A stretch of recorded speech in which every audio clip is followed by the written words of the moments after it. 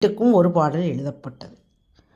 குன்னக்குடி வைத்தியநாதன் இசையில் படத்தின் அனைத்து பாடல்களும் கவியரசர் கண்ணதாசன் எழுதியிருந்தார்.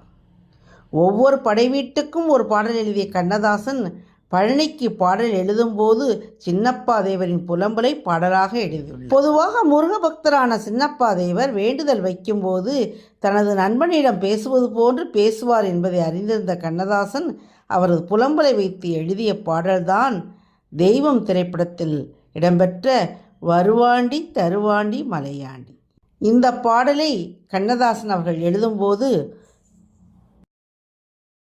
திரு எம் சின்னப்பா தேவர் அவர்கள் மருதமலை கோவில் திருப்பணிக்காக தயாரித்த அந்த படம்தான் தெய்வம் என்ற திரைப்படம். அந்த படத்தை தயாரித்து அதன் மூலம் கிடைக்கும் வருமானத்தை மருதமலை கோவிலின் திருப்பணிக்காக கொடுக்க வேண்டும் என்பது அவரது எண்ணம்.